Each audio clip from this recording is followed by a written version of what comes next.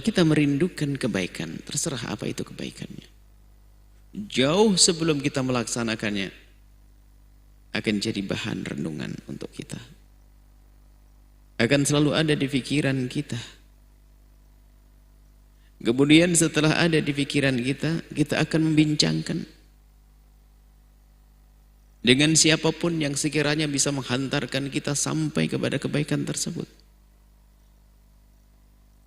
Kemudian mencoba untuk melakukan, biarpun dia belum bisa, tapi dia akan mencoba dan mencoba sampai dia bisa melakukan kebaikan tersebut. Hingga pada akhirnya dia menjadi ahli khair, ahli kebaikan tersebut. Maka mari kita renungi diri kita.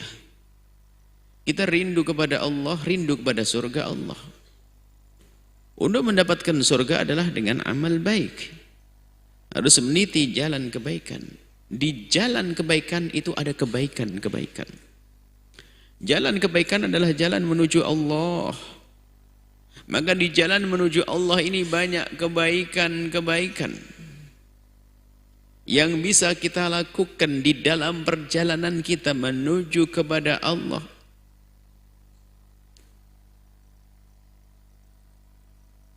Kalau kita rindu surga Allah, maka tentu kalau sungguh kita merindukan ridha Allah dan surga Allah, kita akan selalu berpikir bagaimana kita sampai kepada surga Allah. Dengan memikirkan kebaikan-kebaikan. Karena kebaikan inilah yang menghantarkan. Jalan menuju kepada Allah adalah jalan yang dipenuhi dengan kebaikan.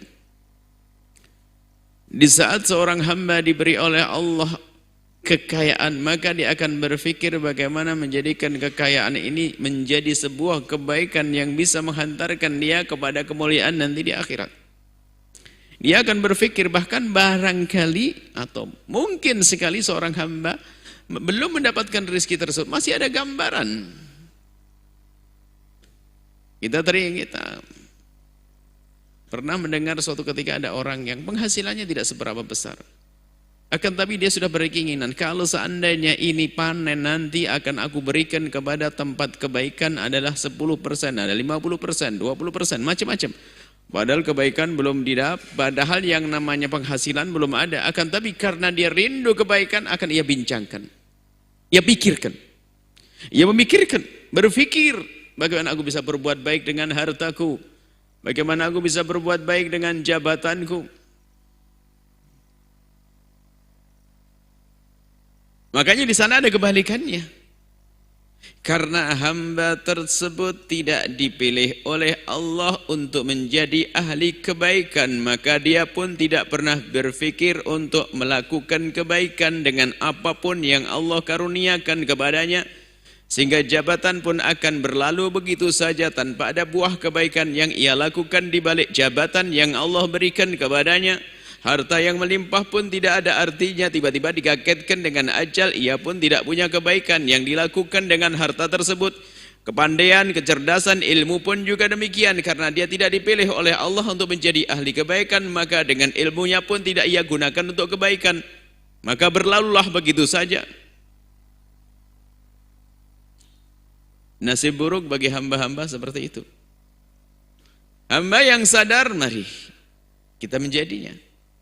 Menjadi hamba yang sadar begitu pentingnya kebaikan. Ahlinya adalah as-salihun, orang-orang yang soleh, orang yang baik, al-muhsinun, orang yang dicintai oleh Allah subhanahu wa ta'ala. Maka mulailah dari berpikir, sekarang apa yang Allah berikan kepada kita? Kita fikirkan kebaikan yang bisa kita lakukan dengan apapun yang Allah berikan kepada kita. Terus, ini tanda kalau kita dipilih oleh Allah. Allah rindukan kita untuk melakukan kebaikan, ditandai dengan kerinduan kita untuk membincangkan kebaikan tersebut, memikirkan terlebih dahulu. Kita fikirkan, ayo kita merenung saat ini. Apa yang Allah berikan kepada kita?